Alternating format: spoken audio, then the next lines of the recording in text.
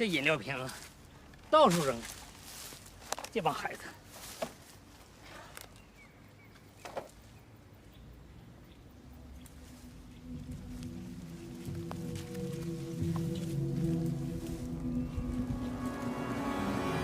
哎呀，哎呀！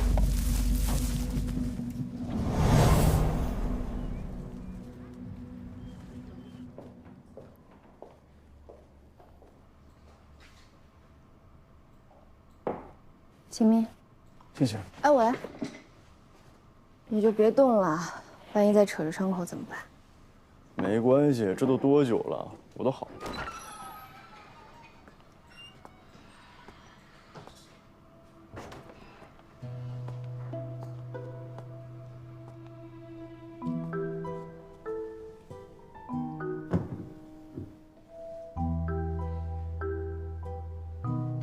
哎，你们俩在干嘛？彪哥只是住院了。你们这一杯咖啡、一束鲜花放在人家工位上，不吉利吧？这个是我妈托人求来的。你们法医部最近不是出的事比较多吗？可以图个好彩头。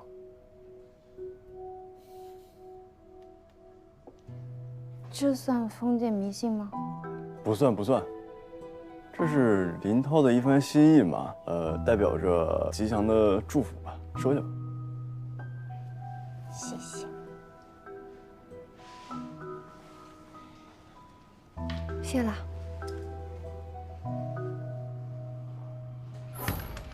喂，都看手机了吗？又过来了。彪哥这事上新闻了，也不知道是谁，嘴没个把门都走漏了风声。你说这案子还没破呢，这事儿传出去，引起社会恐慌就坏了。我刚刚接到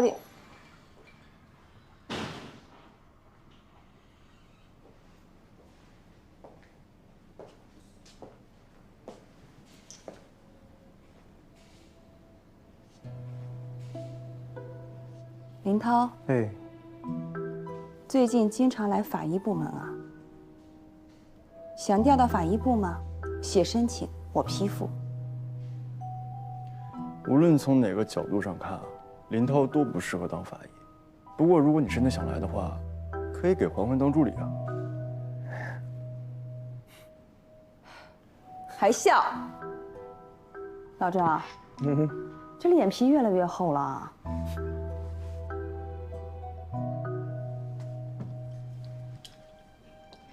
彪哥的位子怎么轮也轮不到你来做，你就别动这个脑子了。安然，医学院发现一具尸体，领导要求，如果是刑事案件，立即侦破，要避免学生们的惊恐情绪和不好的影响。明白，我们准备一下出发。好。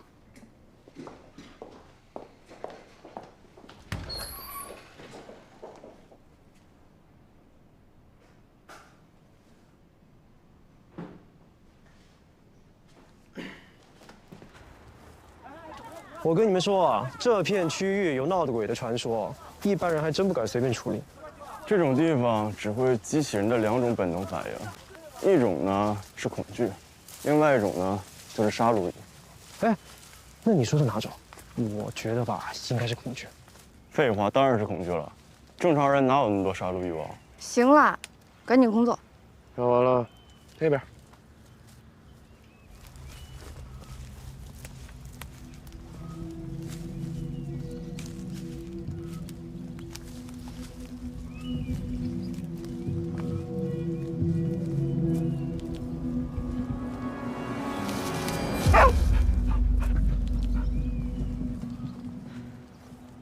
凌晨7点左右的时候，接到了学校校工的报案，报案人50岁左右。他说，在他凌晨6点半清理后山垃圾的时候，发现了这具白骨化尸体。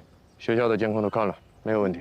我听说医学院的后陵有闹鬼的传说，平时没人敢进啊。我们法医室也有很多这样的传闻，我们不也照样工作吗？这里既然是医学院的话，那么这具尸体有没有可能是丢失的标本，或者是解剖对象什么之类的？也就是说，这根本就不是一起命案啊！首先，任何一个正规的医学院不会出现这样的情况。其次，就算出现了，学校也会先排查报案。所以说，这就是一个命案现场。这想法虽然天马行空，不过还挺有趣的。但是你确定你不是来搞笑的？那你确实挺可爱。嬛嬛，开始工作。尸检这块就交给你们了，我再去监控室走一趟。死者呈俯卧状，头侧向右侧，左脸朝地，头颅已经完全白骨化。尸骨的上身穿着一件黑色的内衣，下身没有穿任何衣物。死者的左侧有一条黑色的内衣，死者的口中含着一团暗黄色的卫生纸。他的双手被反绑在身后，捆绑的物件是一根麻绳。除了腿部的少量肌肉和内脏风干皱缩以外，其他软组织就已经腐败殆尽，应该时间不短了。书上说尸体完全白骨化需要3个月的时间，不会那么长时间的。现在是1年中最潮湿闷热的季节，所有的潮湿热量都会聚集在尸体上。这里又是野外，昆虫很多。按照这个白骨化程度，大约估计有1万月左右。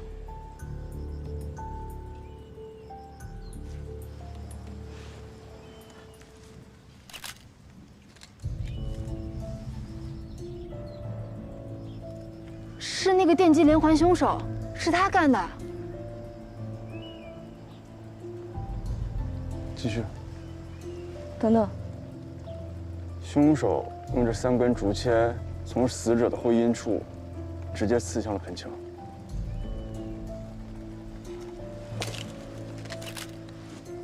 足够深，应该是从子宫直接刺破穿到腹腔，这应该是凶器。真是混蛋！竹签的前端应该是血迹，我们把竹签周围的东西都带回去查一查，万一能发现指纹。死者下手位置的泥土颜色加深，是血迹无疑了。什么人呢，会做出这么变态的事情？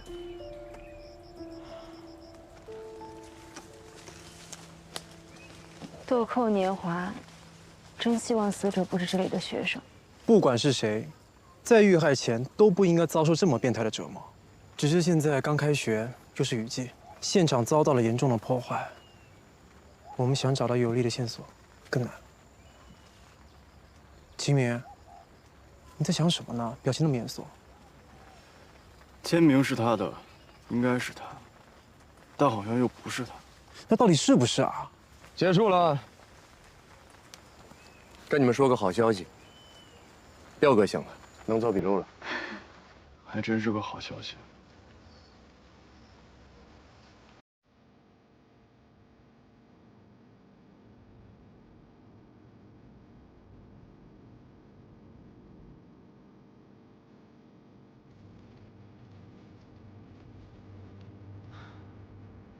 死者的舌骨没有骨折，但舌骨大角的活动度明显增加，这说明死者颈部遭受过暴力，但这并不是致命伤，倒有可能是导致昏厥的原因。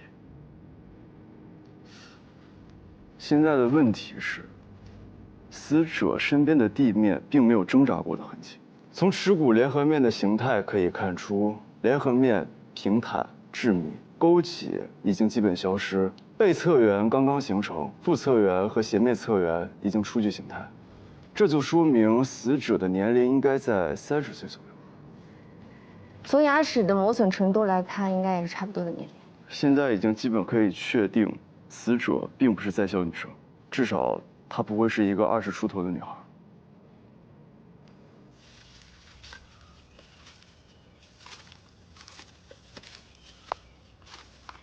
哎，学校的监控留档会保存多久啊3个月。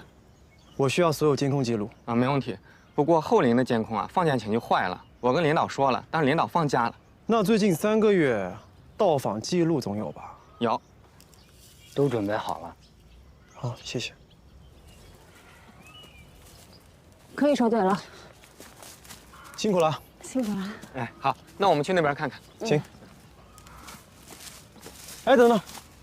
干嘛？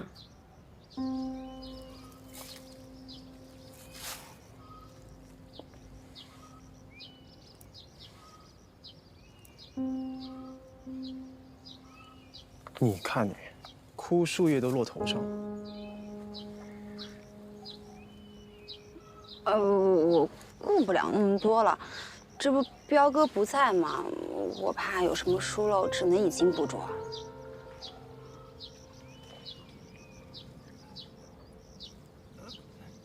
怎么了？不知道为什么，那个人总让我感觉不舒服。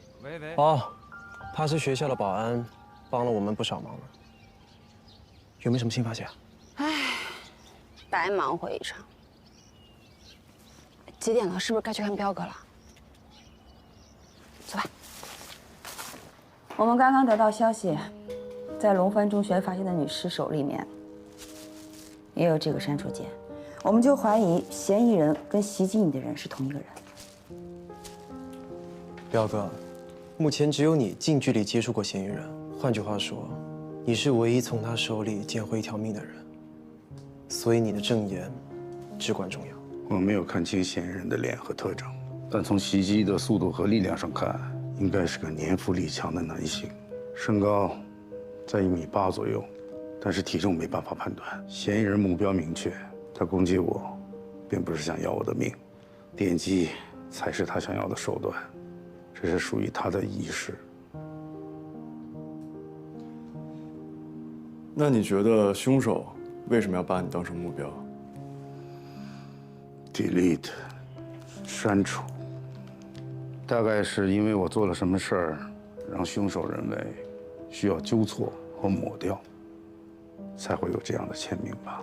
不管怎么样，他袭击你，就是跟警方宣战，这种事情绝对不能姑息。对，彪哥你放心，我们一定将凶手绳之以法，为你报仇。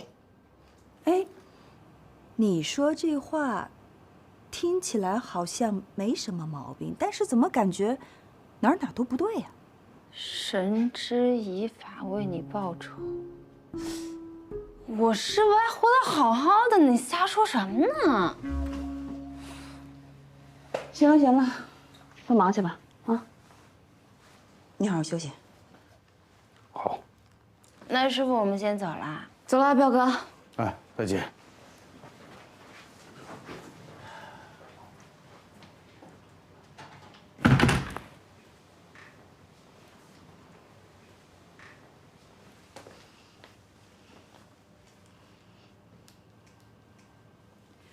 张彪，我告诉你，这是我第2次看你受这么重的伤，躺在病床上，我不希望再看到第3次。明白。这次受伤，旧伤有没有复发？没有，挺好的。好。玉香，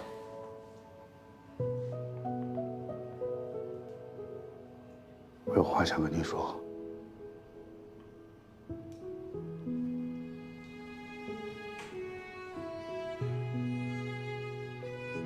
你说，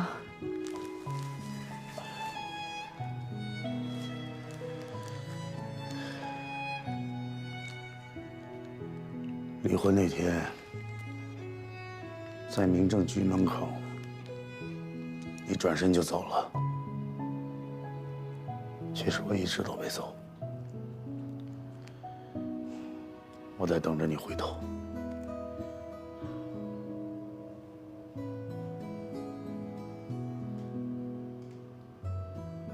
你怎么知道我没有等着你追上来？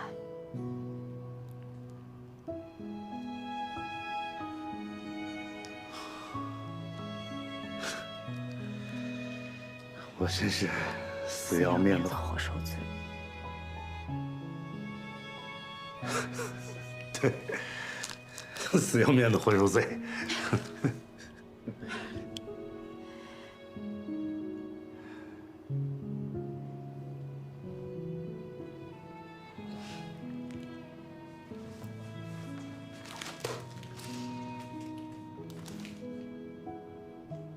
好好养伤。遵命。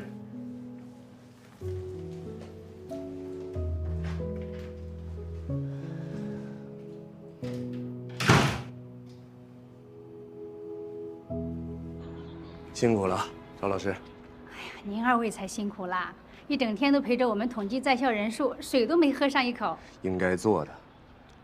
咱们学校没有失踪的在校生，这就是个好消息。总之，以后大家多注意吧。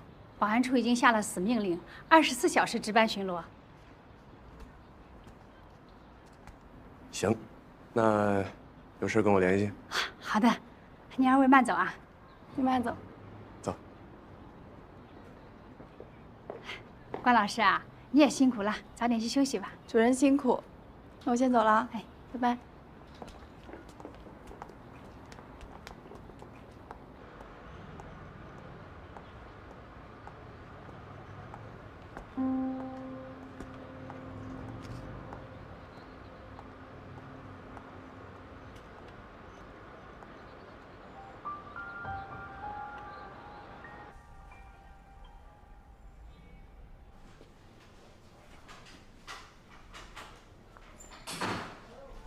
各位，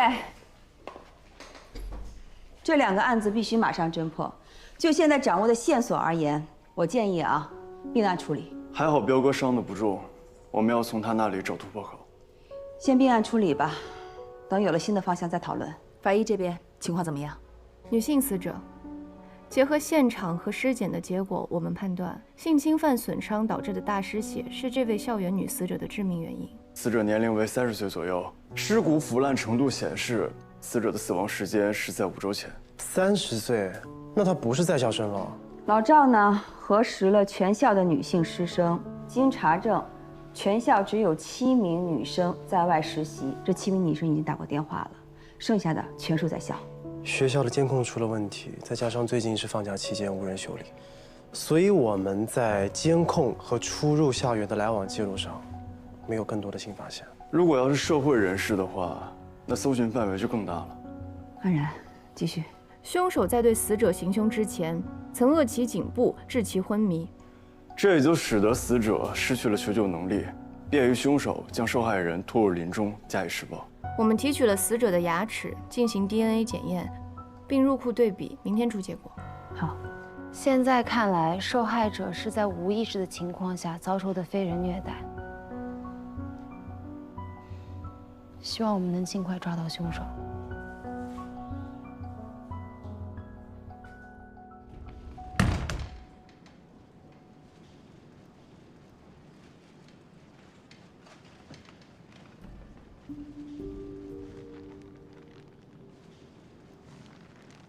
唉，死者只给我们留下一堆白骨，很多工作都无法展开。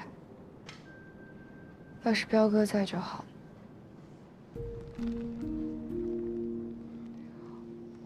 我相信彪哥就是一时钻牛角尖，他不是故意要隐瞒他的调查，又或许他是对你和你母亲有愧疚，想要弥补一些什么吧。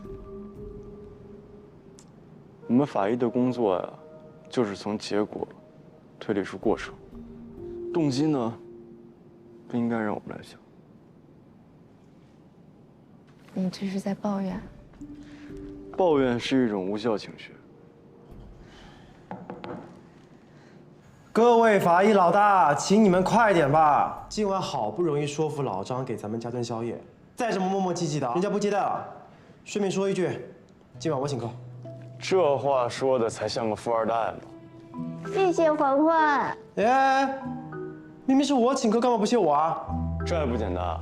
你问我们去不去吃饭，但是环环并没有回答你，这说明你之前应该就问过他了，或者说是你特意邀请的他，而他有个附属条件，那就是要把我们带上一起，所以我们当然要谢谢环环了。你看，真相了吧？就你话多，赶紧的。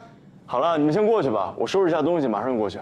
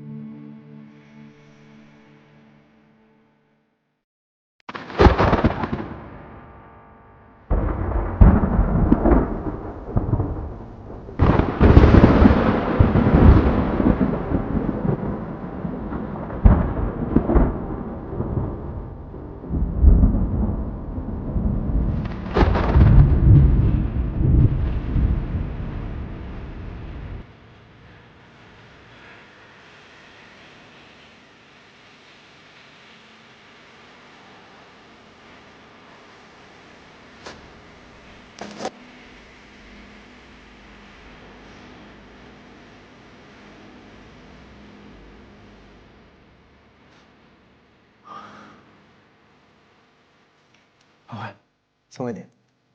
哇，好可爱的钥匙扣啊！不过你干嘛送钥匙扣啊？这个是报警器吧？报警器？你不会里面安 GPS 了吧？我怎么会这么变态呢？是他自带的。哎呀，最近杀人犯多嘛，万一你遇到危险，我又不在怎么办？他刚好替我保护你嘛。那我就收下。来喽！谢谢老板。别客气，还有呢啊！好嘞。哎呦，谢谢老张啊，辛苦你了，这么晚还给我们加班。哎呀，哪儿的话呀！你们保一方平安也很辛苦，我就是尽一份心，体现一下咱们警民鱼水情。哎，这张老板可是越来越会说话了啊！那当然了，林公子都给了15%的服务费了，我再不说两句好听的，那也太不懂事儿了吧！果然有钱能使鬼推磨呀。哎，没见着秦警官，他是不是加班呢？他说他在收拾，一会儿就过来。这也该到了吧？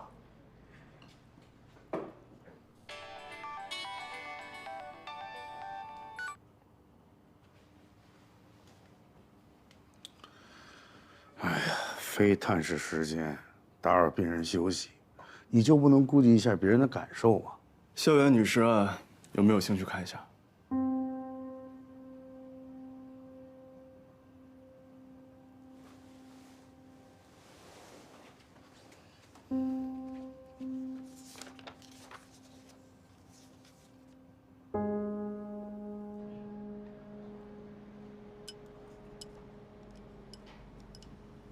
还是没解，这小子干嘛去了？不用打了，彪哥给我发微信了，秦在他那儿呢。我知道了，是不是这小子发现什么新线索，要找彪哥单独谈？可他为什么要单独找彪哥？也许是知道了凶手的线索呗，毕竟彪哥是唯一一个从凶手手上活下来的人呀。那更要告诉我们了。不行不行，我得赶紧吃，不能让这小子吃独食，真的是。吃你的面吧，话那么多，人家要单独见面，肯定是有理由的。这有点个人英雄主义了吧？也太不够意思了。哎，你这有点上纲上线了啊！这么的热闹，聊什么呢？有没有我这个小老百姓能听的呀？各位，黑森林公众号已经写了，说有一个警员遇袭，好像和几起连环杀人案有关系。这位遇袭的警察，不会是咱们队上的吧？不好意思，老板，我们有规矩的，不能乱说。老张啊，这个呢就是个无良公众号，他为了博人眼球啊，发了不少的标题党文章，您可不要轻信啊。我知道，现在啊，婚丧嫁娶丝符合这5字真言就能上热搜，那些个公众号啊，我都不信，满目荒唐言呐，那是满嘴无实话。不过受伤的如果是彪哥，那未必是个坏事儿。他跟李队的事儿没准能缓和呢。什么意思啊？就在我店里啊，那天店里人不多，李队的声音特别洪亮，我无意听到的。他们好像在商量分手还是离婚的事儿啊？什么？你们不知道啊？呀，我是不是说错话了？我赶紧走。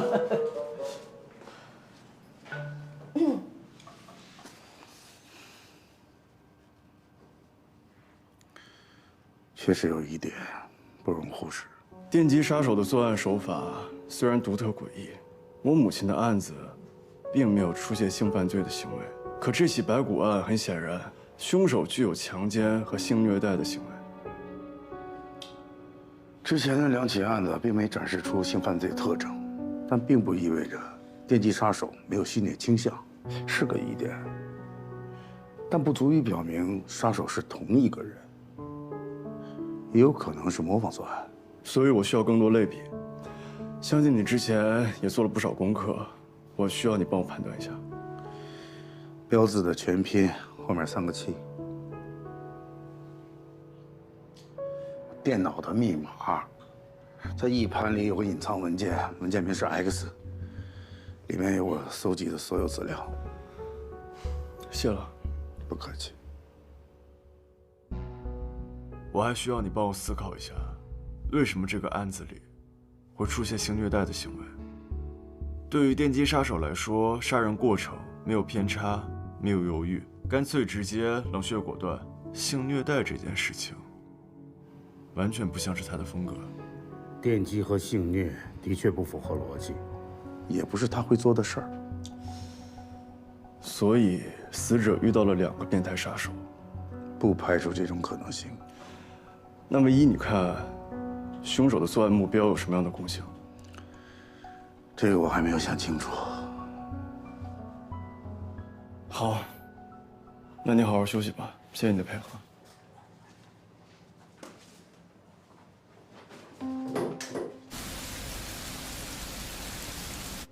秦明，你说话的态度和语气让人不舒服。嗯。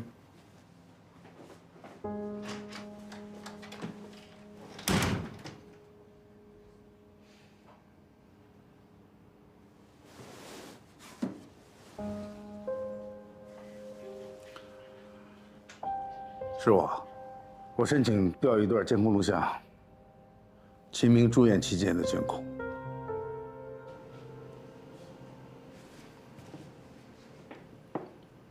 这怎么回事啊？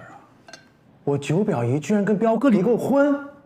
哎，先不说离婚这个事儿，他们什么时候结婚的？我怎么不知道啊？就是啊，我跟彪哥那么久，一点消息都没有，这不科学呀！是啊，有什么科不科学的？人家结婚离婚还要跟你们汇报啊？太八卦了。我们这哪是八卦呀？一个是关心自己的九表姨，一个是关心自己的师傅，有什么问题吗？又不是打听小道消息。我看你们俩怎么就那么像打听小报消息呢？秦明来得正好，快坐，快坐，快坐，快！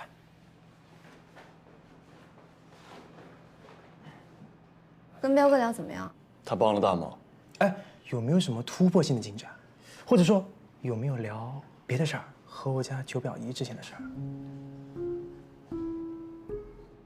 你还不知道吧？我跟你说。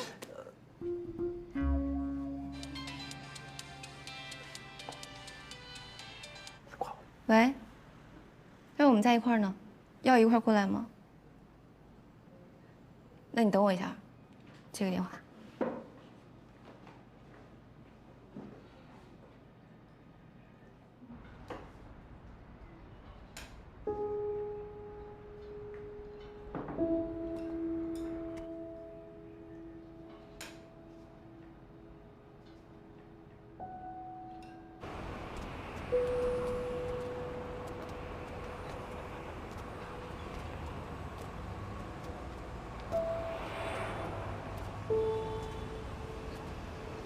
秦明，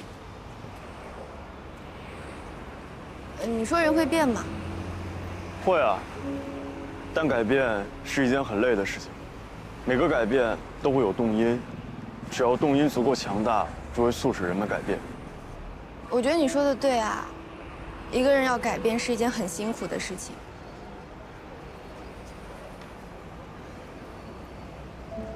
你会变吗？比如你说的每一句话，做的每一件事，都无时无刻在证明你是一个好法医，一个选择正义的好警察，永远不会伤害别人。这些是永远都不会改变的，对不对？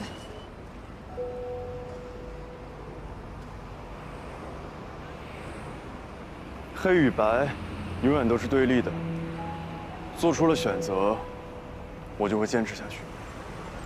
嗯，我相信你从来都没有改变过。如果有一天你发现我改变了，可能是你并不了解我，新的发现让你误以为是我做出了改变。回家吧。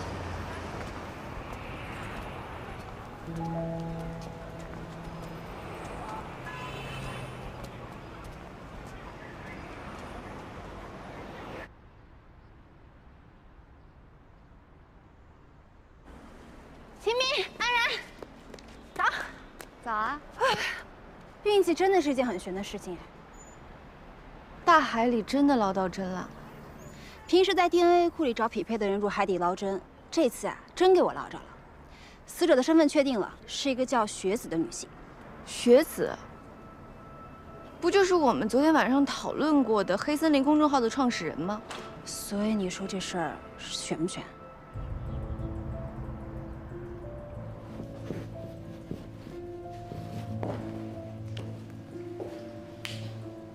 受害人雪子，原名黄欣，30岁，是公众号黑森林的创始人兼主编。10年前呢，是一位特别知名的情感作家，因为在网络上热议张养欣事件，成为了网红。后来得到投资人的青睐，便成立了公众号黑森林。黑森林创刊至今，深受年轻人的喜爱，往往会出现10万加阅读量的爆款文章。在这里呢，我个人总结了3点特征：耸人听闻的标题，主观猜测的内容，再加上撒狗血的3观。可能喜欢雪子的人和不喜欢雪子的人一样多。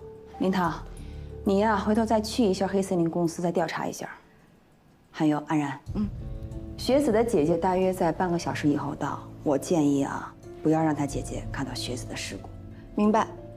但是我在想，如果网民知道医学院后林闹鬼的一具白骨是黑森林公众号的创始人雪子，那又会引起一波网络热议，这对我们警察破案可不是一件好事儿。各位，我还有另外一件事情想说，我认为凶手可能另有其人，而且还兼具了目击证人，见到了这个所谓的电击杀手。不管他是1个人还是2个人，不管这个案件有多么复杂，我们首先要沿着死者的身份来进行调查。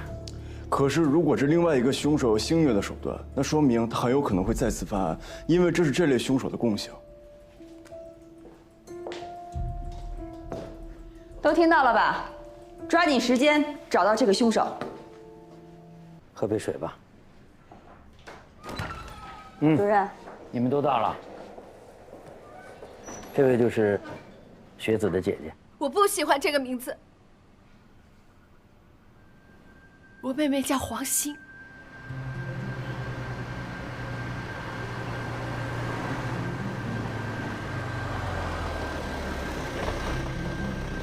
这个雪子是个什么样的人啊？在自媒体平台上，雪子是以知性女性的形象出现的。我们在努力打造一个知性公知领袖人物，以特有的角度切入社会热点事件。说说现实生活中的他吧。执行能力非常强，雷厉风行的。他知性的时候并不多，听上去挺像彩虹屁的。不过这就是真实的雪子，他是一个不折不扣的工作狂。这都是没办法的事情，毕竟我们公众号粉丝量太多了，抄袭者、跟风者也都很多。所以我们为了保持现在行业领袖的位置，只能时刻保持危机感。这个雪子的压力挺大的。不过他有自我的解压方式吧，比如独自旅行。旅行？实际上，雪子每年都会消失那么几次，彻底从人间蒸发，我们都联系不上他。不过过不了多久就会回来的。每次失踪前，我们都觉得他濒临崩溃了，但是回来后就是满血复活的状态。所以。前不久雪子失踪，你们都没放在心上。不是这样的，这次雪子失踪是我们的公司的一个活动。什么意思啊？最近我们公众号关注量和评论数都有所下降，这就导致一些广告客户选择了我们的竞争对手。我们也是没办法，于是就策划了2个黑森林特别活动，其中一个就是雪子的失踪。黄欣姐姐，我们一定会全力侦破这个案子，早日抓到真凶。但目前，我们需要你的帮助。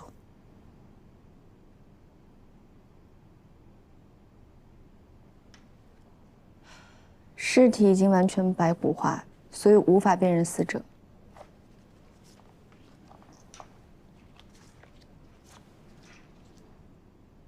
这个是他的衣服。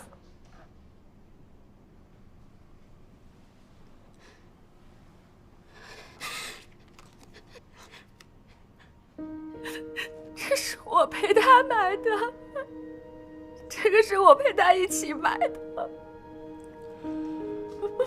我们做了调查，很遗憾，黄兴16岁左右的时候，父母因为车祸双双离世了。那后来是你一直在照顾他的生活吗？是他照顾我比较多。虽然我比她大4岁，但生活上，她更像一个姐姐。她是一个很坚强的人，她有今天的成绩，完全是靠她自己挣出来的。所以在您眼里，她是一个非常懂得照顾人的妹妹，对吗？她太不会照顾自己了，她经常失眠，头发大把大把的掉。我知道她很焦虑，所以每天晚上她要以喝酒才能入睡。喝酒？她喜欢喝红酒，她喝红酒是以迅速灌醉自己为目的。1个月前，他有没有过想要离家的想法？那天晚上，她的行李箱里装了2瓶红酒。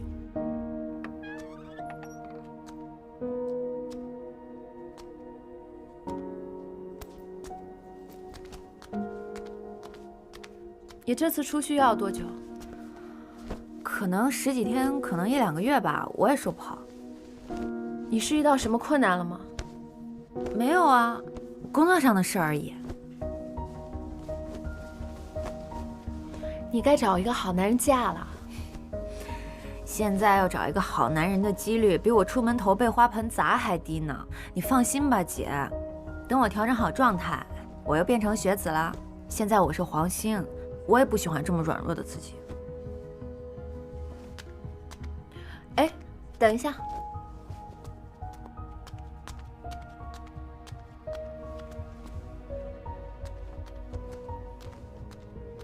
都这么晚了，你还穿短裤，一个人在外面要注意安全，换上换上。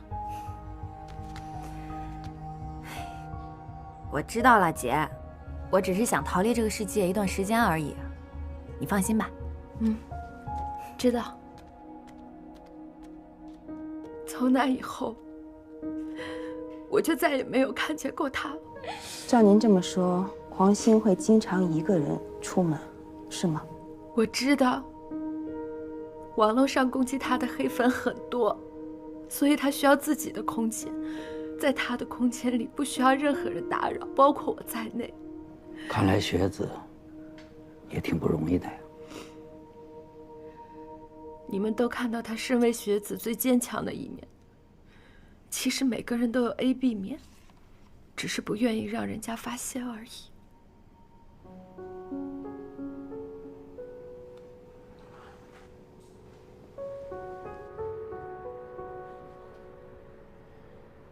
这篇关于学子失踪的文章，居然是你们精心策划的特别活动。这也是学子的主意。那天他提着行李走进公司，特地跟我们2个交代了这件事情。有什么问题吗？我总觉得你粉丝人数那么多，万一这篇文章火了，真的有人报警怎么办？有人报警我就出现，出面解释这是一场乌龙，没什么大不了的。我总觉得这不是一个好主意。全民找学子，只要能报，我们以后就能过更好的生活，这没有必要再讨论了。第2个特别活动筹备怎么样了？进展顺利，报名人数超出我们的想象。很好，等我失踪之后，王者归来，再和黑粉面对面的好好聊一下。这2个王炸扔出去，广告商到时候一定会跪舔我们的。接下来的事情呢，就拜托各位了，在我休假期间，千万别联系我。黑粉见面会，你们也知道，学子黑粉挺多的，他们经常发私信侮辱、谩骂，甚至是恐吓他。这要放一般人身上，早受不了了。不过学子不怎么当回事儿，他反而说这说明黑森林已经火了。对呀，黑粉见面会也是学子的创意。他说，与其让键盘侠在背后指桑骂槐，还不如当面和他自己对峙。本以为这些怕见光死的黑粉不会再出现了，没想到报名的人还挺多。大部分都是来看热闹的，真正敢跟他对峙的，也都是想出名的人。能不能把所有黑粉的资料给我们一份？没问题。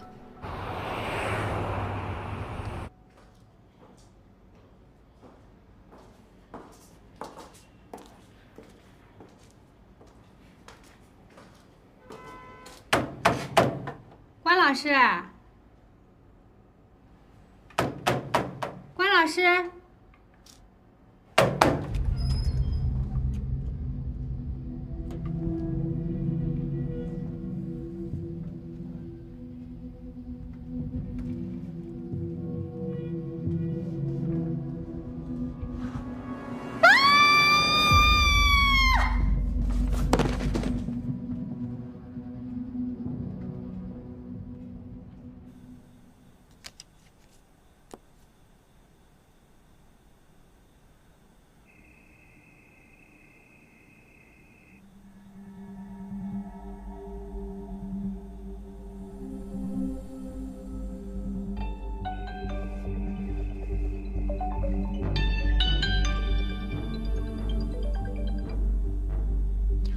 喂，你好。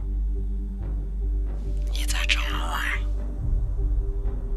给你个机会，到这里来找我。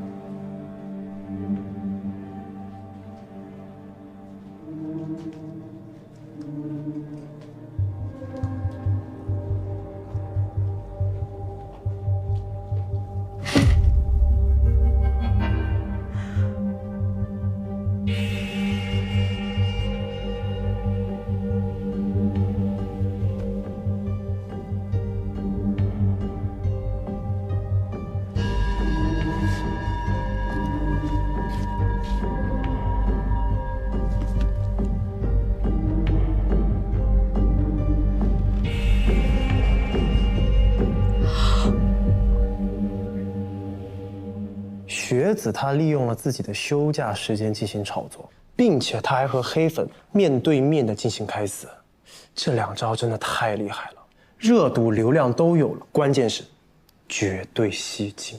这些黑粉的回复看了是挺让人心寒的，想置他于死地的人不少。但我总觉得凶手不在其中。黑粉啊，我见多了，可黑粉杀偶像这事儿不常见。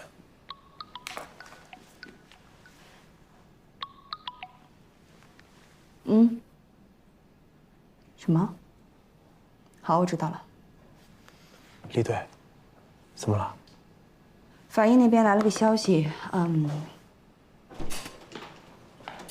队长，医学院有位女助教老师在家中遇害，有性侵迹象。行动。是。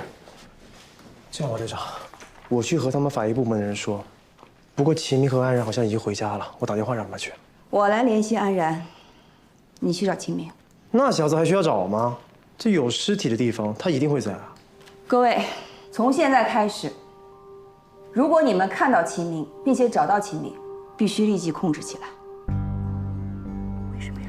我没有在开玩笑，这是命令。行动。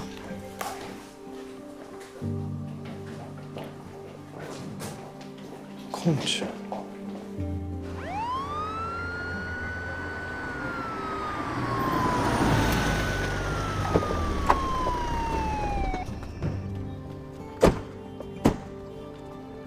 十一表姐，到底发生什么事儿？先工作吧，其他事儿一会儿再说。工作没问题，但是秦明的事也很重要啊。什么叫先控制他？为什么要控制他？他到底出了什么事儿？你们两个遮遮掩掩有意思吗？我关心一下自己的兄弟都不行吗？行啊，要说着急，安然比谁都着急。秦明有可能和彪哥的事有关，从目前的情况来看，他有嫌疑。不是，你们现在什么谣言都信了？说齐明是嫌疑犯，说齐明伤害了彪哥，这么鬼扯的话你们都信？我不信，我也不信。那不就成了？我在他的房间里发现了证据，也是我给李队打的电话，所以你可以理解为是我举报了他。要说伤心难过，安然比谁都严重；要说信任，安然比谁都信任他。但我们是警察，就必须做警察该做的事情。先工作吧，干活。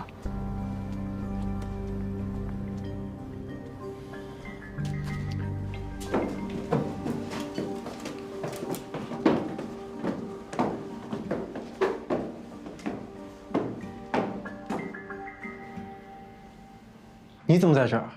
性侵痕迹明显，我没有带工具，只能通过观察做初步勘查。接到通知了吗？回答我的话呀！我没有接到通知，却出现在案发现场。你觉得这不是巧合？你觉得我有问题？这说明你开始长脑子了。秦明，你跟我说句实话，彪哥的案子是不是与你有关？你想我协助调查，但你没有拘捕令，对吧？那你就先让我完成手头上的工作吧。你就在这里，我不会跑。让他做吧，他不会跑的，他目前还是个警察。行，兄弟，我不相信你会做违法的事。感情用事是我们这个行业的大忌。虽然我不明白你这个所谓的兄弟到底是什么样的情感，但我真心觉得你可以成为一个优秀的刑警。既然你们觉得我有嫌疑，你们就应该把我当做嫌疑人。秦明，我们都相信你。我是沿着这边进来的，那么开始吧。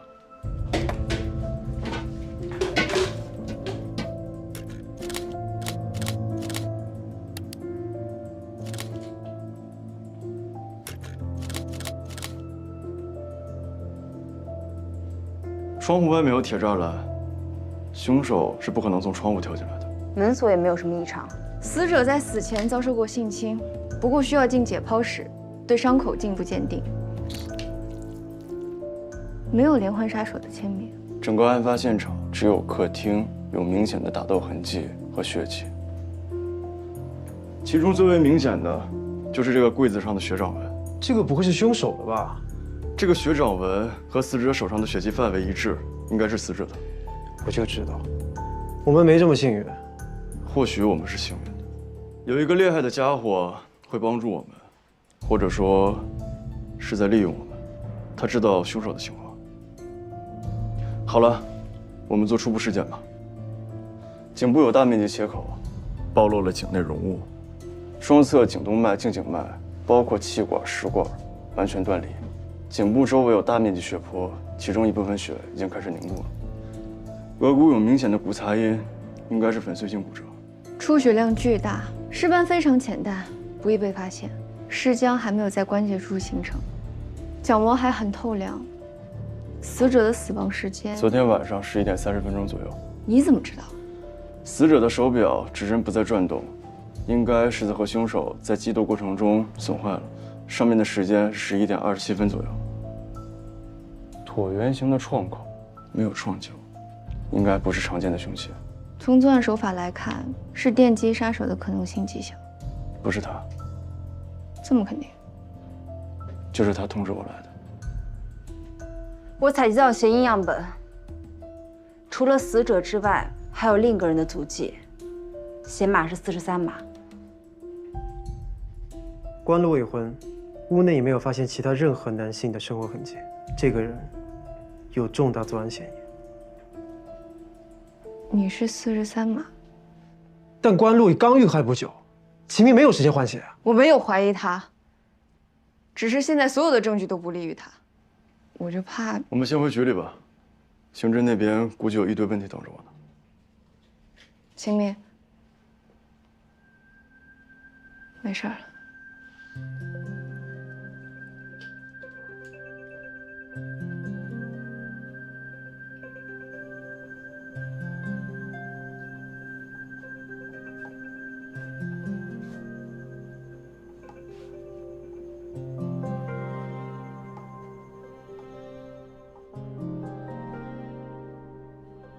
这小子干嘛呢？这是他个人习惯，他这样打拍子有利于他思考。思考啥？思考怎么应付审讯？看来得速战速决呀。就目前掌握的情况而言，彪哥案件，秦明的嫌疑最大。我希望我们所有人放下个人情感，专注案件本身。毕竟，我也不相信这是他干的。我去吧。不都说这小子聪明吗？我倒要看看，他离开了他的解剖台，他还能有什么本事？队长，我也去。一位优秀的刑警，是不会因为个人情感影响办案的。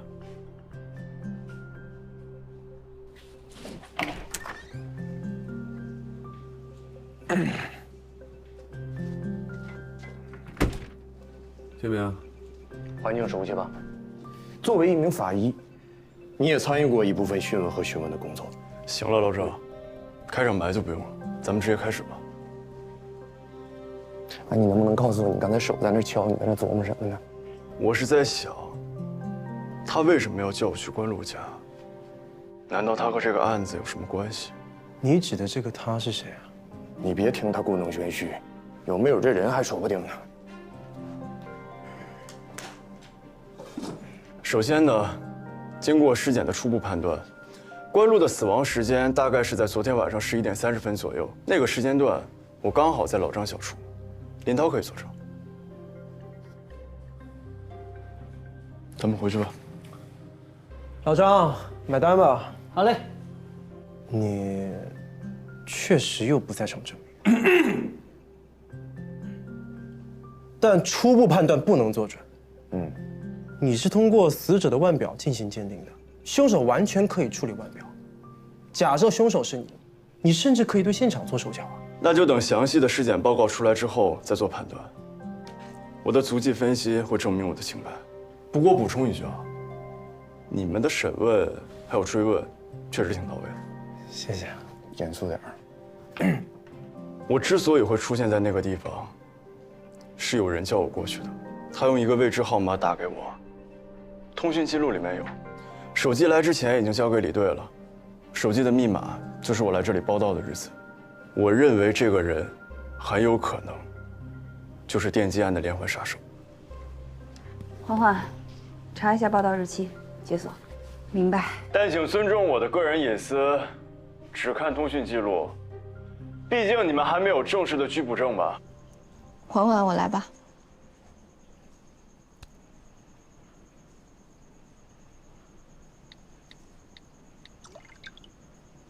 的确有一个未知号码的来电，我明天去电信公司看看有没有收获。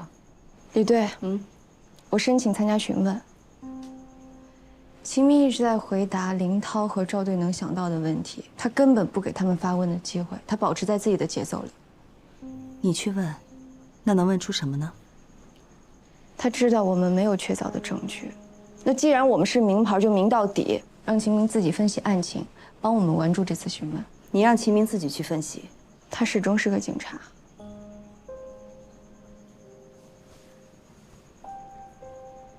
去吧，谢谢。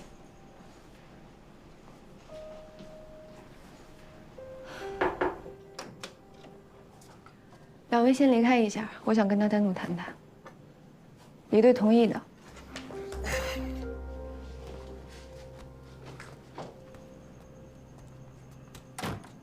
对不起啊，是我进了你的房间，看了你的黑板，还有你的电击装置，我把这些情况如实的汇报给了刑侦的同事。你不用跟我道歉，这是你身为一个警察的本分。那如果我们互换了位置，你会怎么做？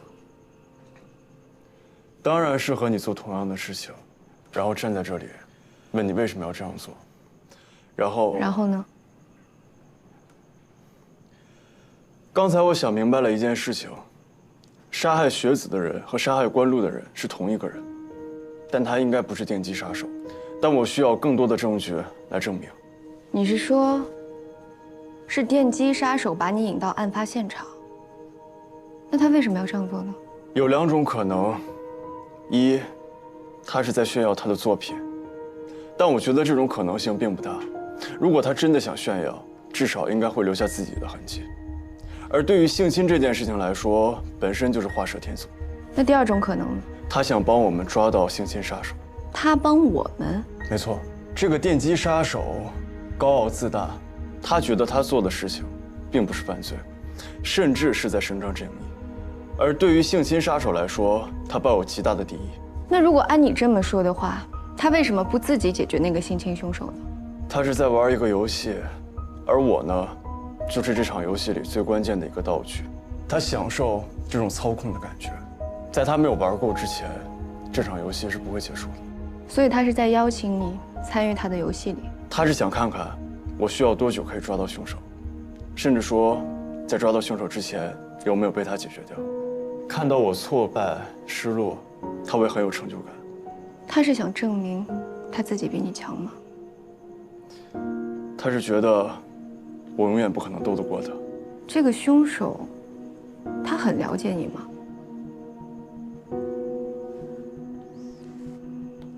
那说一说彪哥的事儿吧。电击装置呢，是我在我母亲案子的资料里尽量复制出来的凶器。由于作案手法比较特殊，我这样做应该是可以理解的，对吧？彪哥作为受害人，他的证言最为关键。他有指认说，我就是袭击他的人吗？想必是没有。如果真的指认我了，那就不是单单的配合调查了吧？你有作案动机，也有作案工具。彪哥是你母亲当年那个案子的法医，他没有查出真正的死因，而且从某种意义上来说，他还隐瞒了自己的调查，所以这是一条完整的线索。推理完整，但只要没有我的口供，或者彪哥的指认，那这个推理也只是推理。如果你不承认的话，它确实只是一条推理。秦明，我想帮你。没人能帮我，这件事情只能靠我自己。差不多了，你们可以总结讨论了，我等着。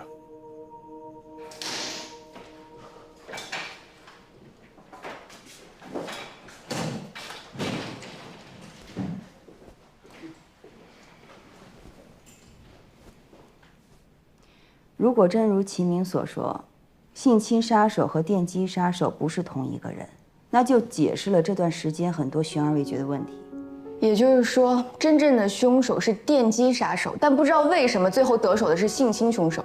其实这个人已经知道性侵杀手是谁，而且知道关露已经遇害，所以他引齐明到他的游戏里来，这就解释了齐明为什么会出现在案发现场。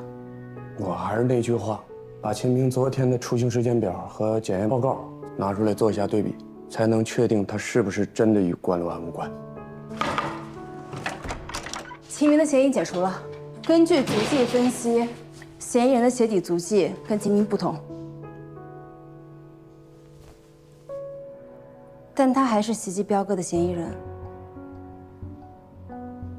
走。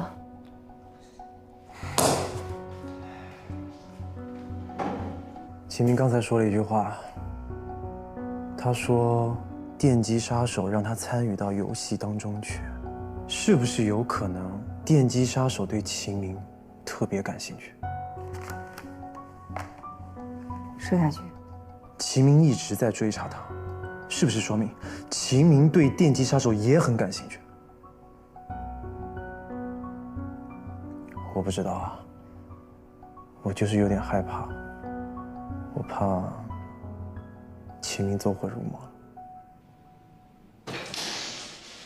主任，主任，您来了。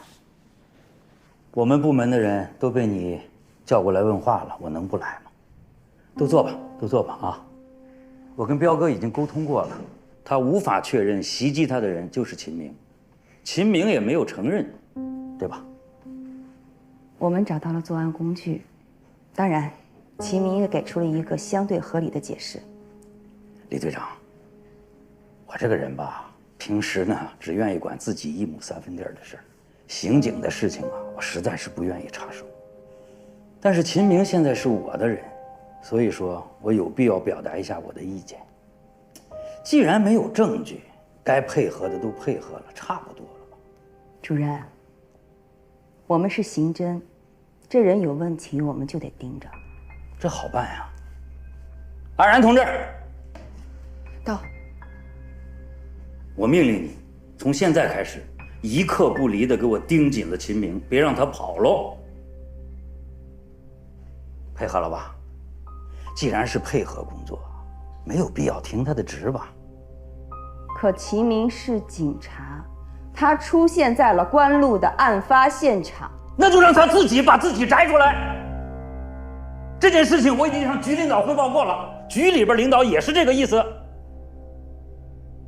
李队长，我有必要提醒你一下，我们是同事啊，对自己人总该有些信任吧？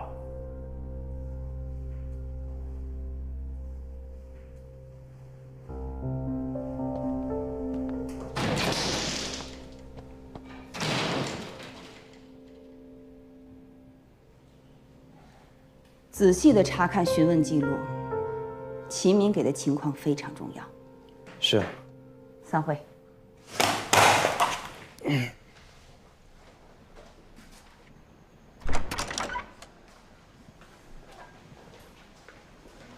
齐明，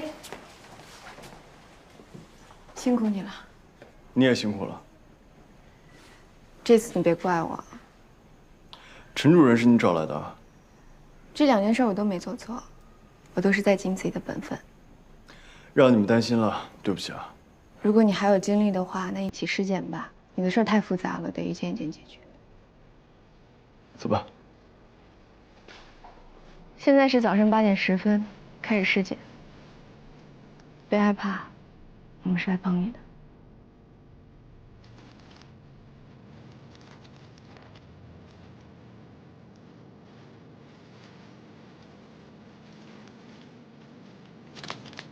死者头皮高度肿胀，触肢可感受到骨擦音，敲肢有破贯音，说明颅骨多处粉碎性骨折、颅底骨折，这样程度的损伤足以导致重度颅脑损伤死亡。挫裂创口周围有镶边样挫伤带，创口呈星芒状，应该是锤类钝器多次击打后的结果。死者颈部创口出血明显，是生活反应。这就说明这个巨大的创口是死者死亡前而形成的，大量出血也足够导致一个人的死亡。创口两角有7、8条脱尾，很浅。多次切割同一位置，导致出现一个巨大的创口，而创口两端也形成了多条皮干。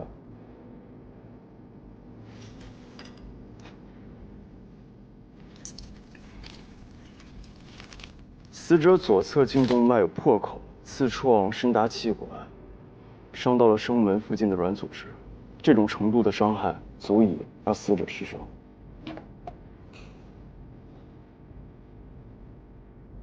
从动脉直达气管和食管，凶手的力度不小。会阴部有大量的穿透伤，同样导致大出血。大量穿透伤，如果尸检结果能够证明符合竹签刺伤的特征的话，那么就能印证你说的话，关路案和雪子案是同一凶手所为。合并死因：颅脑损伤合并大出血导致死亡。等一下。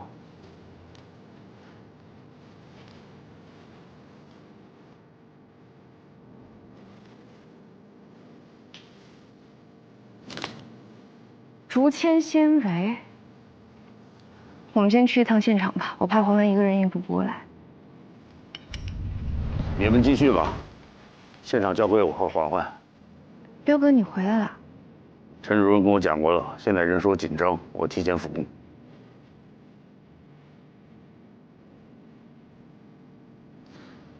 那就辛苦你了。袭击我的人跟你的身形真的很像。彪哥，秦明已经在积极配合调查，现在没有一条明确的证据可以证明秦明当时就是袭击你的人。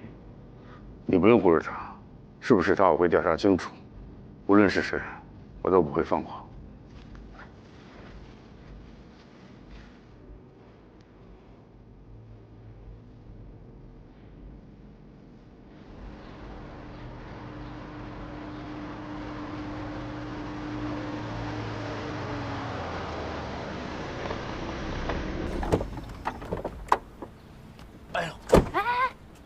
师傅，啊！哎，我扶，干嘛呀？一会到现场，你只管吩咐，我全都照做，你别累着就行。撒开！我就受点小伤，现在已经都好了，让你说的我跟半身不遂似的。我不是关心你吗？哟，小嘴儿越来越会说了啊！走吧。哎，师傅，又怎么了？您真觉得秦明是袭击您的人啊？你觉得呢？我觉得不会，是不是您当时受伤了，产生了错觉？欢欢，我是老同志，但我不是老糊涂。这虽然背影身形都像他，但我们跟他相处那么久了，连陈主任都说了，我们要相信自己人。欢欢，咱们天天跟事故打交道，骨头能看透，但你敢说你能看透人心吗？在真凶没有抓到之前，他的嫌疑还是最大。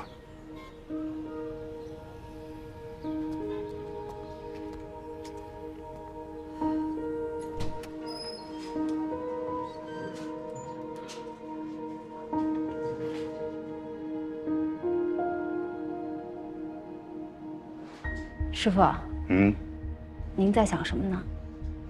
别看啊，相关的物品摆放得当，在这里没有任何搏斗的痕迹，一切都是在客厅发生的。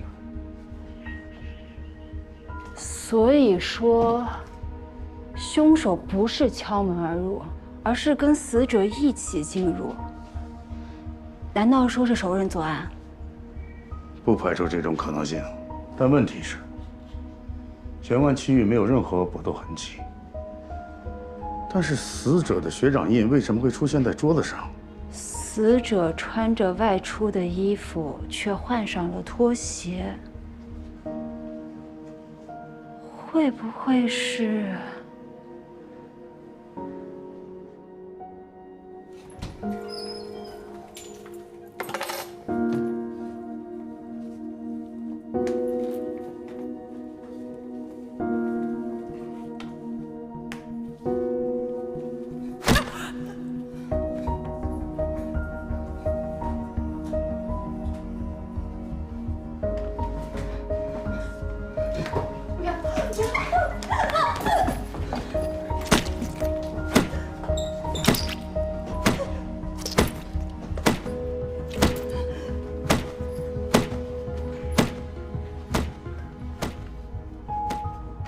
好像只有这样才能解释当时发生的状况。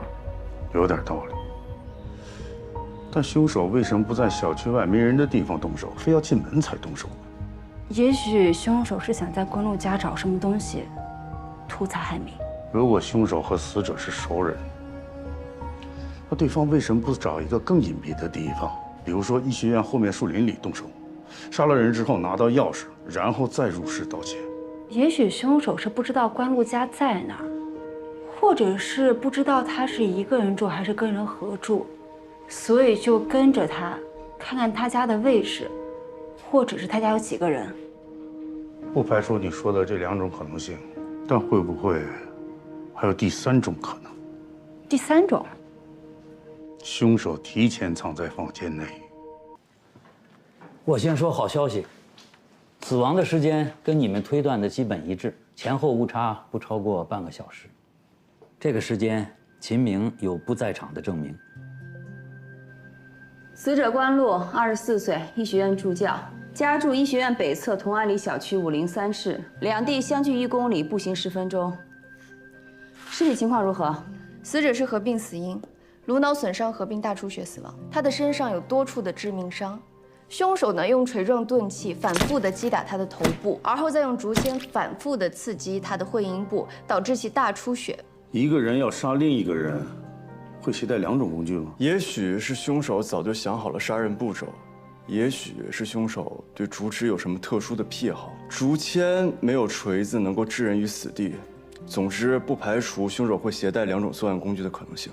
这跟雪子的治伤工具是一致的。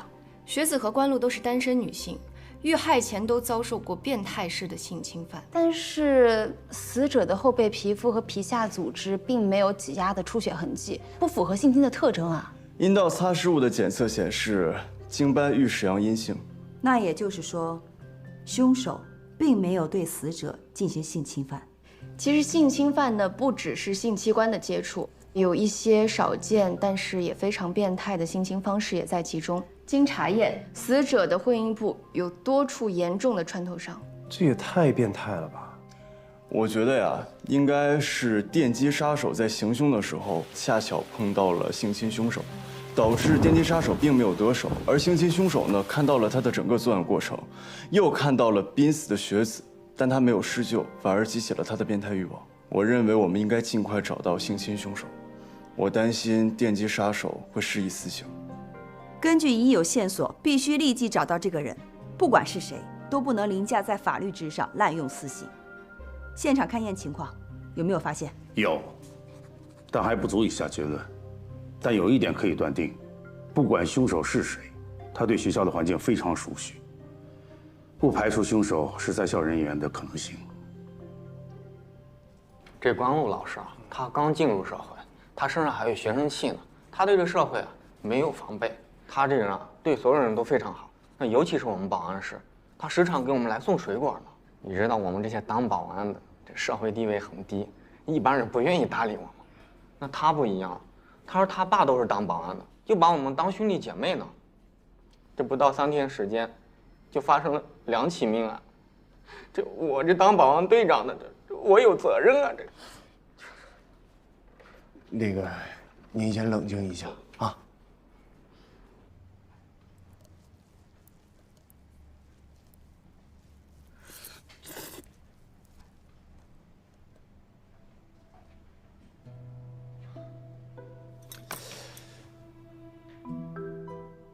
你要不然就出去，要不然就坐下。你站在那儿很影响我食欲。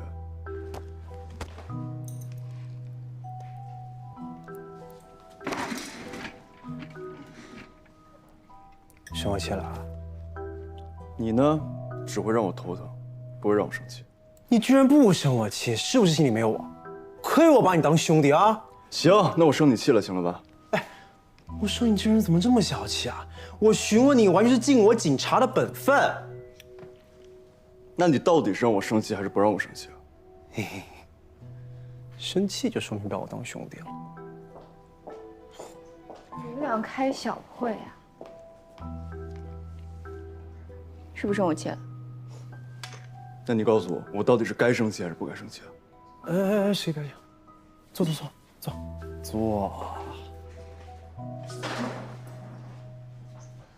进展怎么样了？哦，关路的社会关系其实挺简单的，但熟人也不少，需要点时间进行排查。我有一个想法，说不定是对案情有帮助的。据报案人称，他到关路家的时候灯是关着的。是啊。有什么问题吗？熟人来访，灯应该是开着的吧？啊，不对，不管是不是熟人，灯都应该是开着的。是不是凶手最后离开的时候关的灯？据现场勘查，在灯的开关上找到了死者的指纹。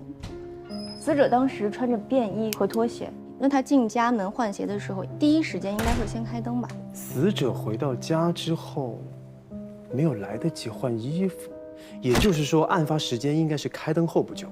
那关灯的人一定是凶手才对啊！难道凶手是戴了手套吗？你说的这种情况应该不太可能。尸体大量出血，如果凶手戴着手套触碰了尸体，那一定上面会沾上血。用手触摸开关的话，应该会留下痕迹。我想啊，最准确的答案应该还在现场。那看来我们要再去一次案发现场。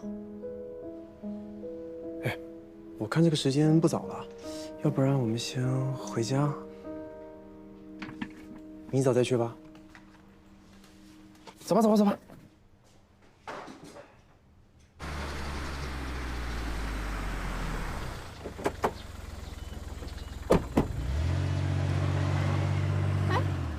不对劲啊！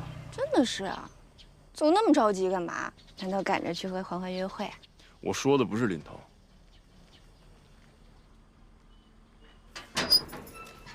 爸，妈，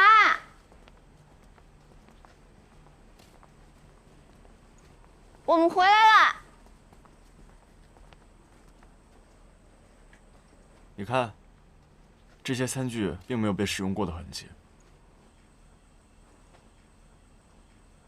菜还是热的，他们遇上什么急事儿了吗？这椅子都倒了。谁？你看见什么了？刚刚有个黑衣人过去。黑衣人？不会是那个连环凶杀案的凶手吧？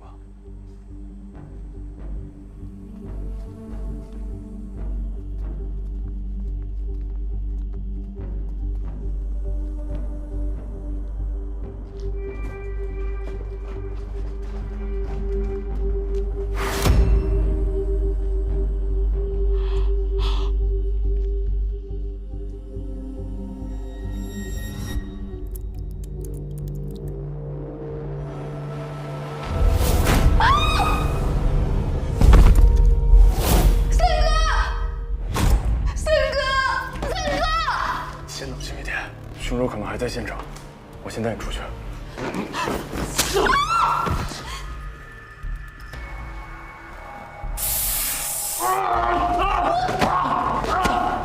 别打了！别打了！别打了！开门！啊 ！Surprise！ 生日快乐！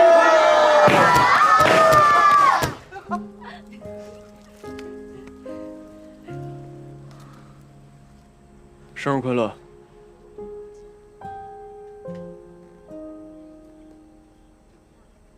林涛，你有病吧？不对，今天不是我的生日。今天是。我连我自己生日都不知道，你又是怎么知道的？秦明找你妈要了你的领养书，费了好大功夫才查到的。我从领养证上查到，你大概是3个月左右被带到斗门镇福利院的。3个月前，你亲生母亲因为羊水破裂被送到了医院。生下你之后呢，医院还没来得及登记她的个人信息，她就偷偷把你带了出来。我查了那个婴儿的血型，跟你一模一样，所以今天确确实实是你的生日。那这个生日会是你策划的？不是，是我拜托林涛策划的。没想到，他还搞出来一个密室逃脱。那你也配合他演？你太不像你了。他不是被你感化了吗？虽然我一直想知道我的生母是谁，但是我有我现在的爸妈，我已经觉得很幸福了。不过还是谢谢你。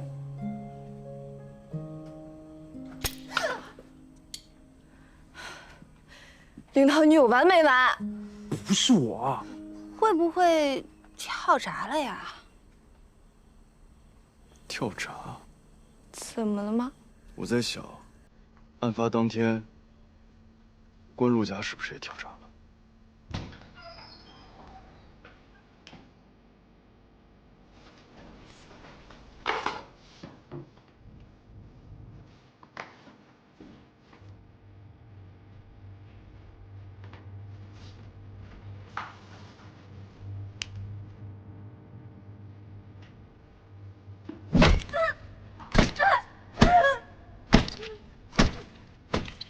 在第一次现场勘验中，电灯的开关是处于充电状态。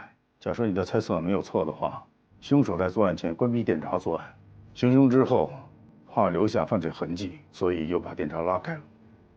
那会儿凶手的手上应该已经沾满了血迹，所以很有可能在电闸附近我们能找到印记。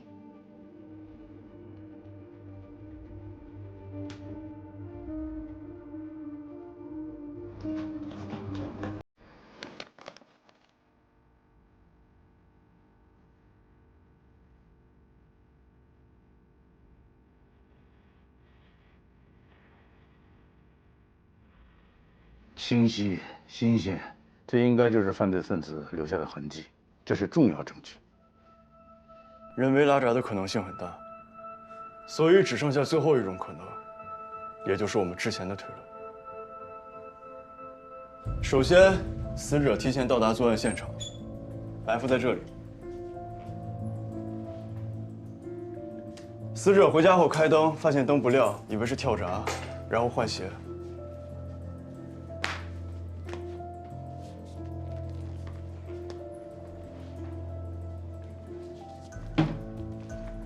就当死者去检查电闸开关的时候，凶手悄悄地靠近他，突然攻击了他。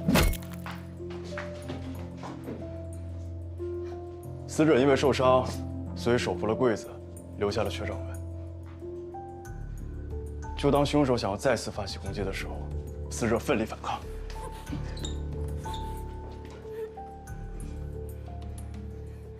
但死者手无寸铁，体力不支，而被凶手一击击倒。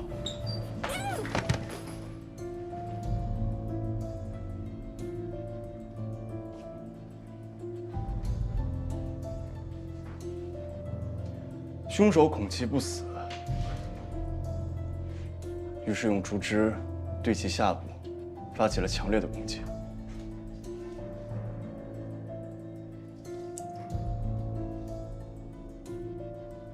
当然了，凶手当时戴着手套，而手套上面沾了血，这就让他没有办法去恢复电闸的开关。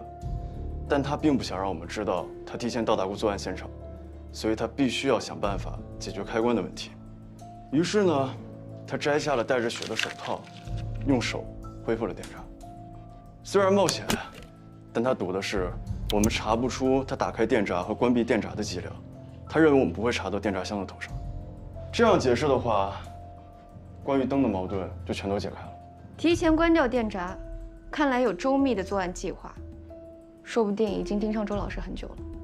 没错，肯定是熟人作案，而且懂得溜门撬锁的技术。那太好了呀，就大大缩小了嫌疑人的范围啊。秦明，棒。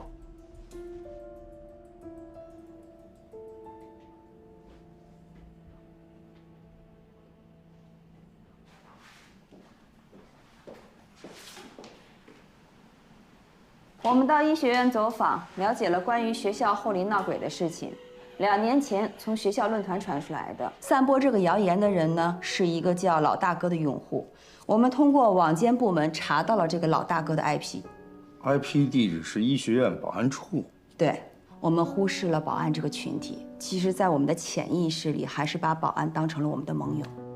其实保安是最了解学校的地理环境还有监控情况，即便被拍到，也不会被怀疑的。熟人不排除保安群体中有人之前学过溜门撬锁经历。如果凶手是学校的其中一名保安，关路是不会设防的。哎，李队，我还发现这2个死者有一个共同性，说说看。关路和学子，他们都是长头发、大眼睛、鸭蛋脸。你的意思是说，凶手在选择受害者的时候是有针对性的？我认为这是凶手的变态心理养成的过程。可是这2种相似度太过普遍，不具备参考性啊。锁定嫌疑人范围，凶手就逃不掉了。大家累了吧？我去给大家买点饮料。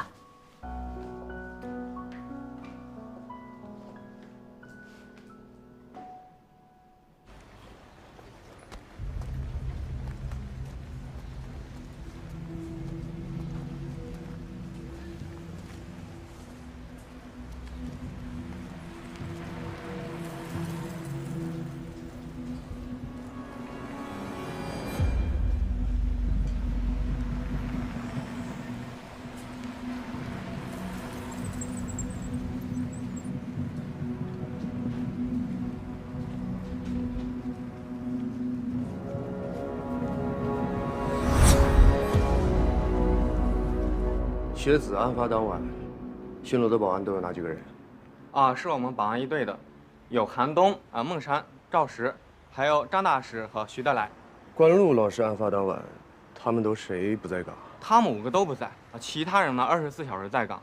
学子案发以后他们5个精神压力非常大，觉得自己有责任，就给他们放假了。这5人现在都谁在？张大使在，我叫一下。哎，大使你来一下。警官找你。队长。你好。我想问您一下，关路老师案发当晚，你们5个都在哪儿？那天晚上，我们都在宿舍。都在吗？韩哥他出门了，他说去趟医院。你说是韩东？韩哥他身体不太好，他总去医院。韩东？我怎么想也觉得不会是他。为什么不会是他？就感觉呗，他虽然平时不太喜欢说话，但是跟我们哥几个关系处挺好，而且工作也积极，不像是个变态啊。变态可不会把那2个字写在脸上。他平时有没有什么癖好啊？没啥癖好，就喜欢出去瞎逛。啊，不过听说啊，他喜欢去那种据说闹鬼的地方凑热闹。或许他是在寻找合适的施暴地点呢。去哪儿都没自家门口方便啊。我要是没猜错的话，医学院后里闹鬼的这个事儿，应该就是由他传出去的。他会开锁吗？哎呦，听说他小时候就学过开锁，还准备拿这个当职业呢。前2天还在宿舍里面捣鼓他那锁呢。哎，这警官，您怎么知道这事儿的？他宿舍在哪儿？在这儿呢。走。啊。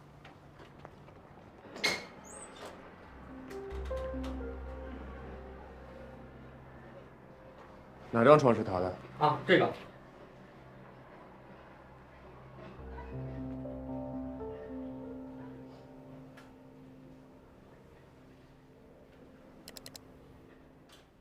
这么多变态黄片啊！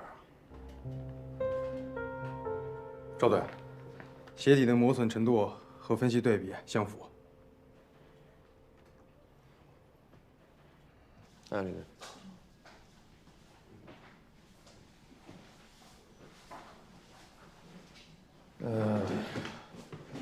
具体的情况是这样的，这小子多少有点变态。我们在他的硬盘里翻到的不只是那些黄色电影，他对这个性虐待也是情有独钟。从病历诊断书上可以看出，韩东曾经下体受过伤，导致终身性功能障碍。所以呢？所以他没有办法进行正常的性行为。这又能证明什么呀？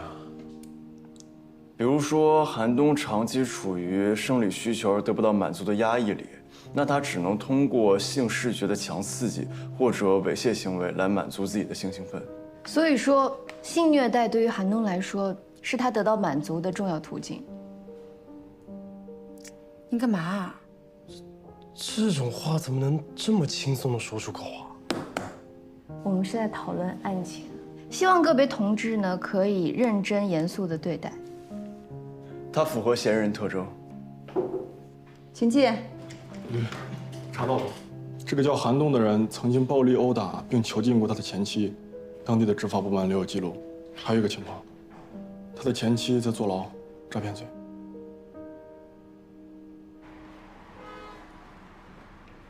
来，2位警官喝点茶，谢谢。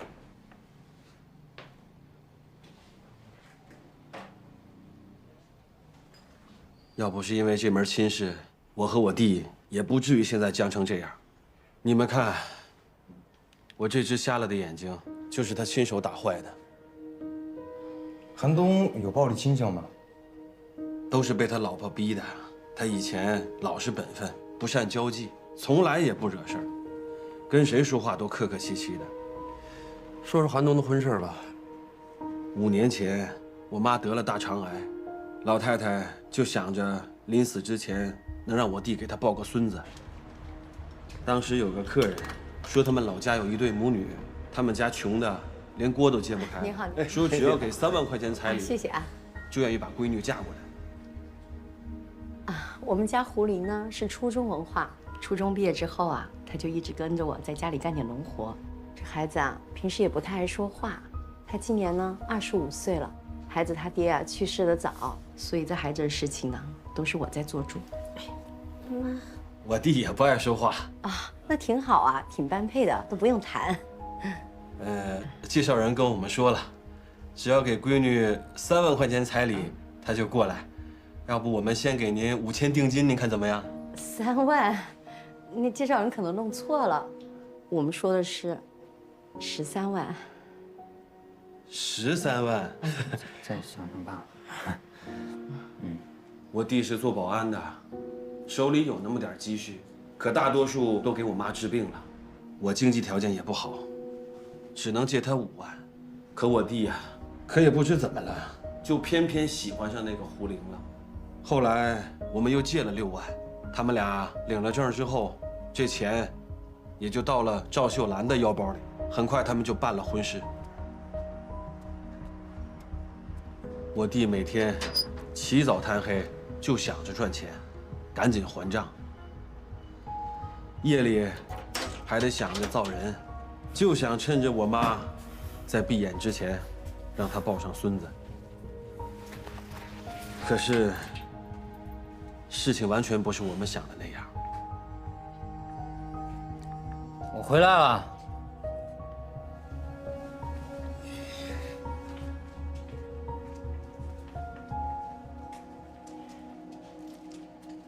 你是不是该洗个澡了？这都1个月了。我想洗。那这碗筷你得。累。也不知道你都累什么了？你这一天到晚除了吃你就是睡。我不舒服。从结婚这么长时间了，我碰都没碰过你，我一碰你就不舒服，现在连嘴都没亲过。不是，我妈她等着抱孙。哎呀，跟我有啥关系啊？你是我媳妇儿。你要是真不舒服，咱就上医院。你要真有病，我照顾你。我妈她没几天了，咱尽尽孝，让她老人家。哎呦，起来你！哎，我说，你有病吧你？我说我不舒服呢。你有病？你脑子有病吧？我就有病，我就神经病我。咋的？你跟我离婚呀？离就离。你说的啊？那你先把那13万彩礼钱给退了。不可能！你这一当保安的，这点法律都不懂啊？咱俩都已经同居了，彩礼钱我1分钱我都不退你。那你什么你？给我滚出去！今晚上不许在床上睡。滚呐！你干嘛呢？滚！我操！滚！有病！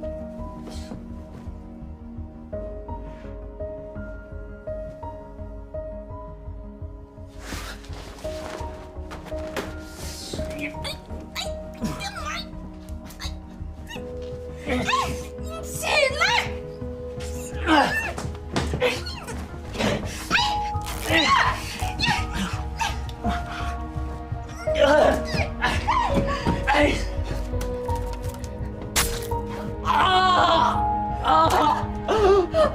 人虽然是救回来了，我弟也废了。医生说，除非做试管婴儿。我妈听说这件事儿，3天，人就没了。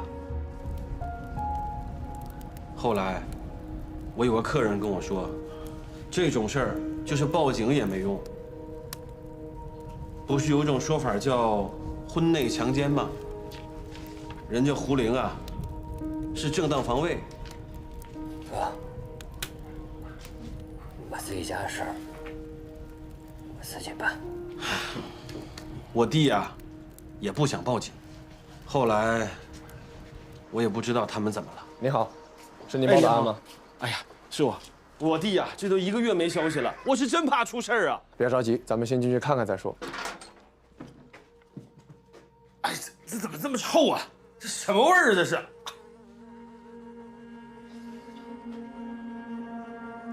韩东，韩东，胡玲，韩东。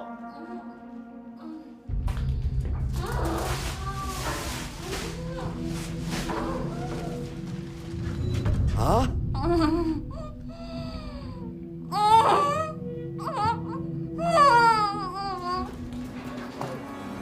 怎么伤成这样？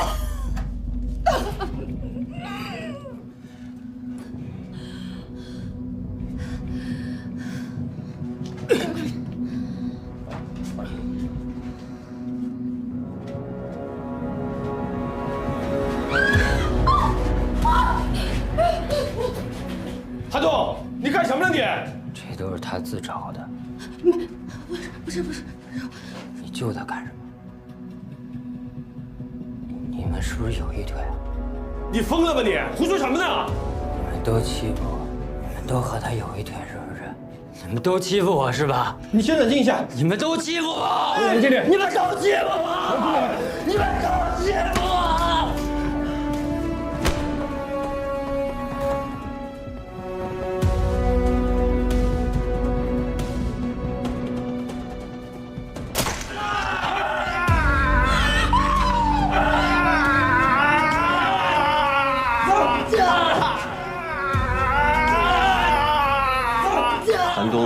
经不是我原来认识的弟弟了。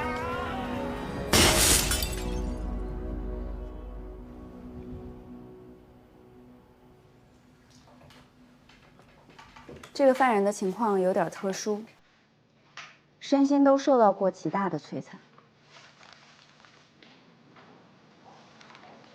胡冬雨30岁，曾化名为胡玲，她嫁过22个男人，每嫁一个男人，她的搭档赵某都会给她40%的彩礼钱。他们不是母女，是专门骗婚的骗子。这是人干出来的事儿。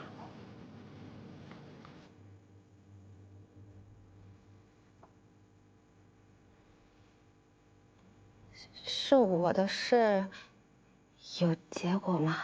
我们这一次来，与你的案子无关。这次来找你，是想和你了解一下韩东的情况。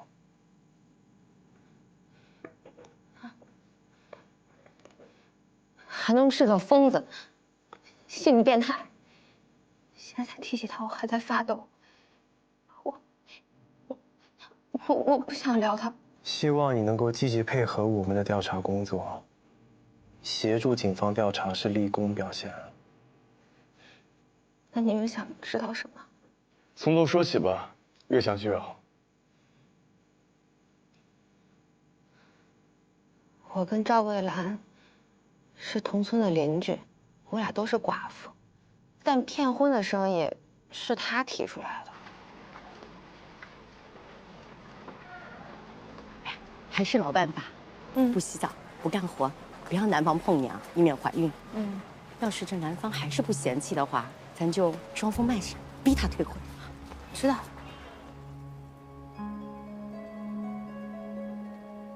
其实韩东这种男人我见多了，一开始我根本就没当回事儿，谁想到结婚1个月以后，他非来硬的。当时也是逼急了，顺手拿在桌子上竹签子，就扎了他那个玩意儿。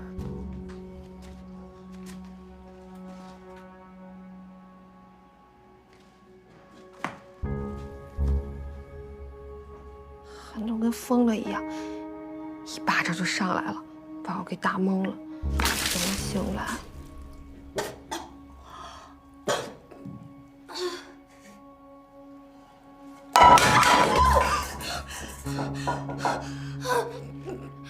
你干嘛呀？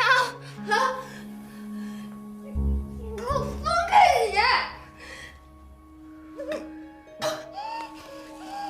你有病吧你！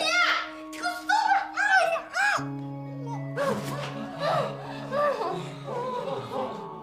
别开我的笑啊！这个是前面还有我的脸。得亏有韩宇，还有那2个警察，要不然我真的被他虐待死。后来法医鉴定，我浑身上下有102处戳伤跟烧烫伤。我现在有时候做梦，还会梦到他的笑。我真的很庆幸，我庆幸我现在被关押着。我怕出去他会找到我，我害怕他会找到我。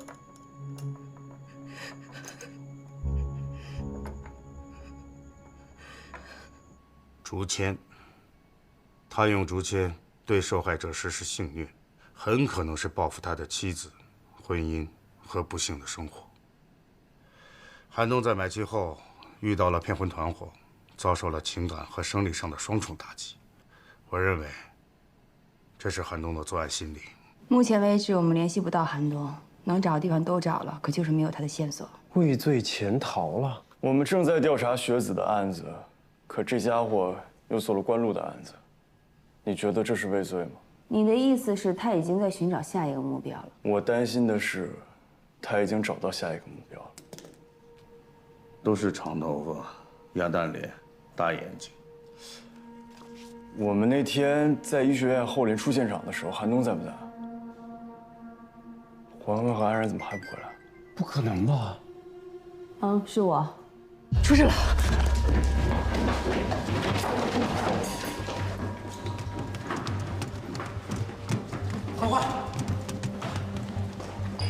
我刚刚去洗手间，我让安然在停车场等我，结果我到的时候人就不见了，然后包还在地上，我就不知道发生什么事情了。我对不起，我真的不知道。如果安然出事了，我一辈子不会原谅我自己。没事没事，我们在，别怕。你别担心，我一定会把他找回来的。给黄河路口过，我们去看监控，走。没事没事。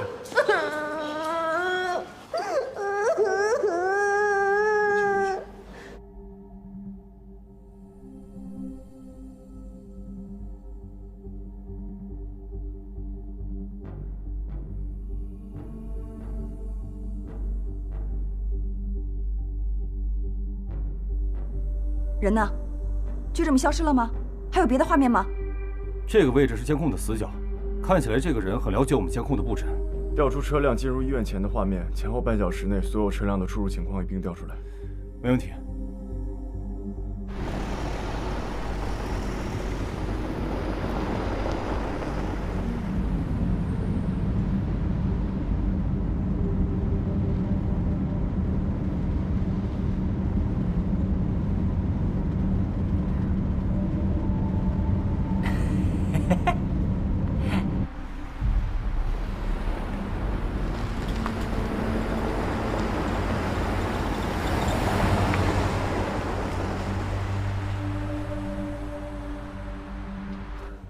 李队，环环口供录好了。好。千明，你放心，除了救护车外，这个时间段的民用车辆一共13辆，其中有9辆在监控的可视范围之内，能够拍摄到驾驶人的画面。还有4辆，其中2辆在出事前离开的医院。意思是这2辆最有嫌疑。马上去查另外2辆车的信息，联系交通部门，我要所有路口的监控录像。好的，好。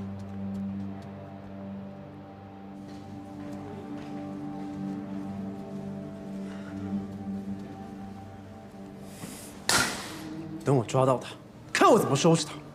你能不能别意气用事？你还能忍？啊？你是不是男人啊？我告诉你，到时候谁都别拦我。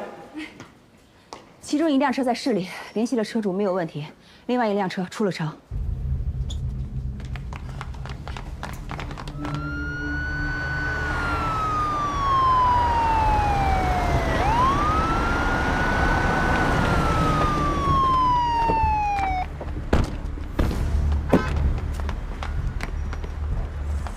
这条路分往2个方向，一边是青岩市，一边是三湖市，没有监控。这人很聪明，走的都是小路。那现在怎么办？多1分钟11秒就多1分危险。你说的这些我都知道。我需要冷静一点。要不然这样吧，我们兵分2路，我和领导走这边。我走这边。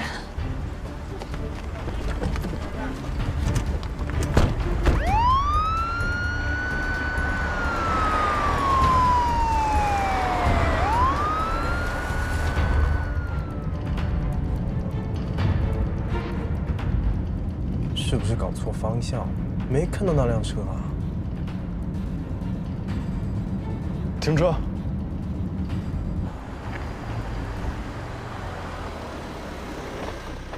怎么了？你还记得巨人关的案子吗？哎呀，当然记得，那是我们第1次联手，我这辈子都忘不掉。医学院后林、荔枝园、南城鬼谷街城市废墟，还有安水桥下的排水洞。然后呢？这4个地方都是传说中有鬼的地方，就是那些所谓的都市传说。大哥，都什么时候了，还在信这些鬼传说啊？你忘了我跟你说的了吗？越是这种地方，越容易激起人的犯罪心理。韩东不是对这些地方都很感兴趣吗？随着他作案的次数越来越多，他会变得越来越偏执，对作案的地点也会有所偏执。这次与关路案不一样，他是做了计划的，是一次标准的狩猎行为。既然他用了车，那怎么不会选好作案的地点呢？你有把握吗？这一次真的全凭直觉了。走。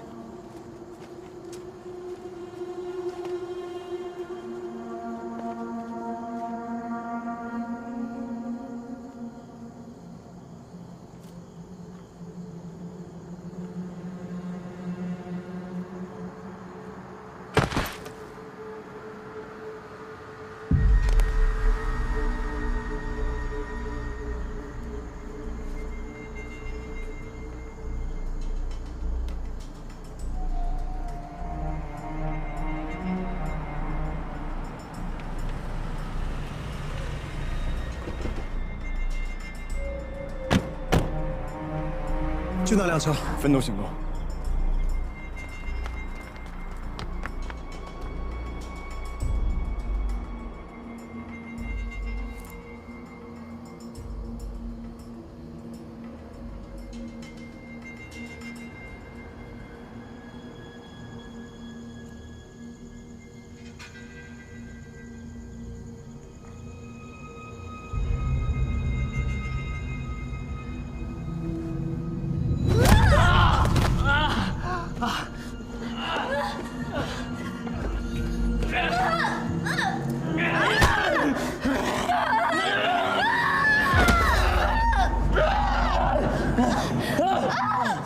别动！别过来！韩东，你逃不掉的。放开人质！我知道我跑不掉，我杀人了。来啊，开枪啊！你过来啊！来啊！好，来啊！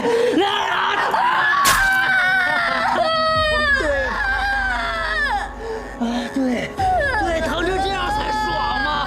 混蛋，站着你！来啊！又类似入，往上挑。他不会很快死，但最具痛感，他会生不如死。好，你不是法医吗？我相信你。没错，但你要记住，动作幅度越大，他会越痛苦。好，我没想到你也好这口啊！那我照你的做好不好？我们来一块享受一下好不好？3，撞头！别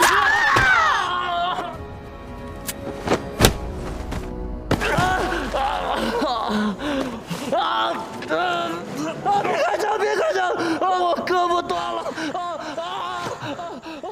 刺得有些深，不知道有没有伤到内脏，但失血过多，你要保持清醒。林涛，带着他去医院。好，走，老实点。疼！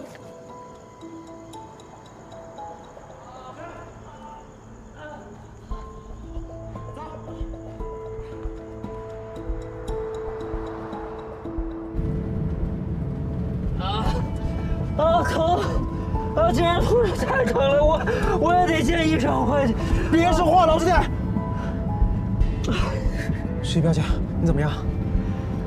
失血过多，轻度昏迷，快点吧。